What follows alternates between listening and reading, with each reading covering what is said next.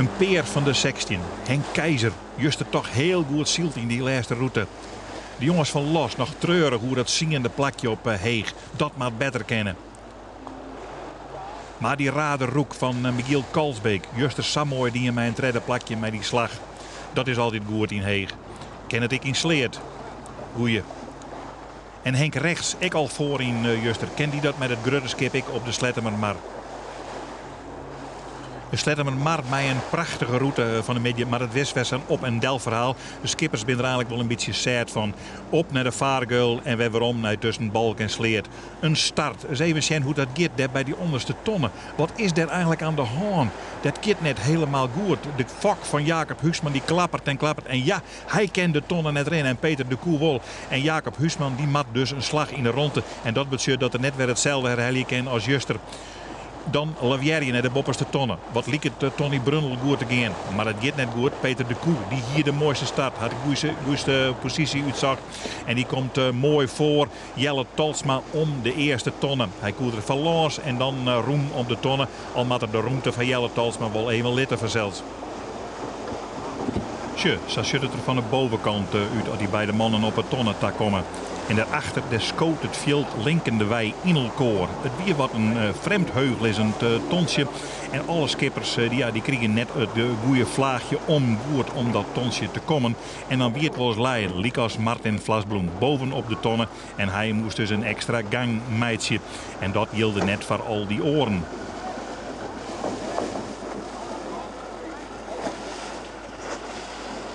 En sa op een nij van bovenau, die grutte drokte mij als extra boei Martin Vlasbloem werd ze alleer ik nog even extra omheen moesten.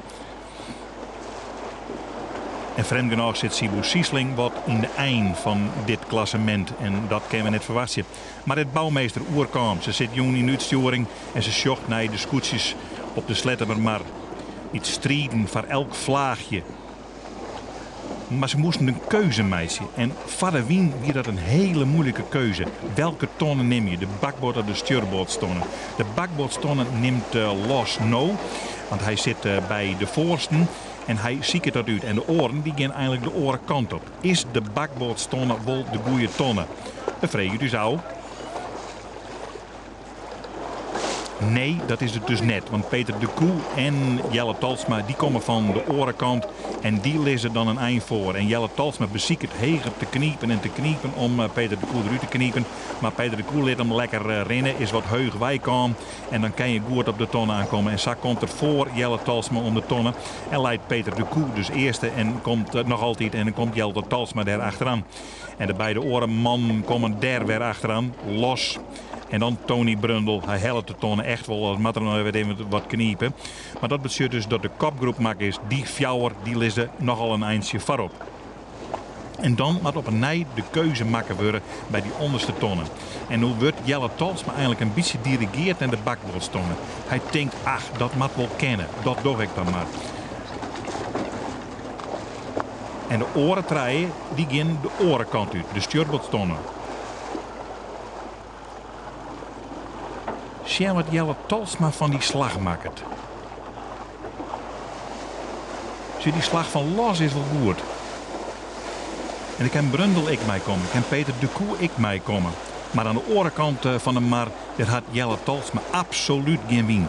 En deze man vindt het wel aardig. Het is net volle, maar het is genoeg om er van langs te gaan. Zie maar. Peter de Koe moet dan Jelle Talsma nog geen litten, maar Los leidt voorlopig op kop als ze bij de tonnen liggen, zocht ik maar het bouwmeester.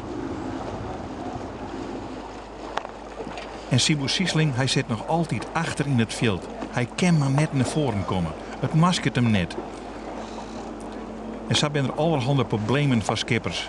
Ja, daar had de verwisseling op een nij ruzie met die bopperste tonnen. Dus die gaan er op een nijsje om en ze moeten op een nij een rondje meidje.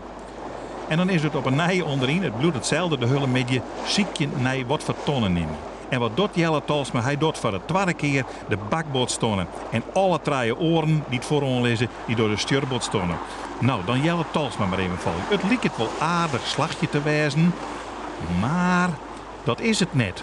Want op een nij moet er een soort beliers aan. Daar komen die orenman met gang op de finish aan.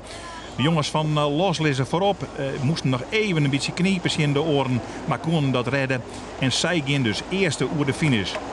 En daar ben ze verschrikkelijk blij met de man uit het heidenskip.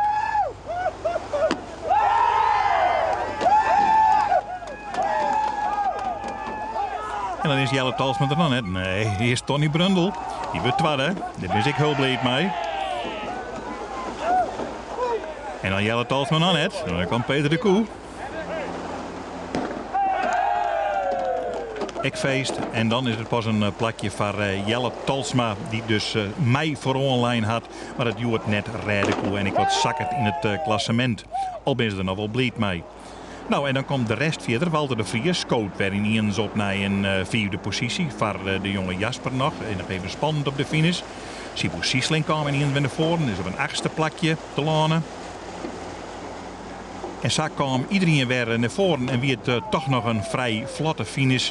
Die het precies uitlijn worden zal. Tot Joeke paard weer eindigen. En dat doen we nou. Delme Los zeg je op het eerste plak. Tom Brundel dus 2. Peter de Koe traaien. Jelle Talsma 4. Dan Henk rechts. Walter de Vries 6. Siep Meijerzoon. Sibo Siesling 8. Henk Keizer 9. Dan Elke Dijkstra op 10. Sietemeter Olwe. Michiel Kalsbeek 12. Jeroen de Vos. Geerle Tarema. Jacob Huisman. En op een 16e plak een stiklegerjuster Martin Vlasbloem.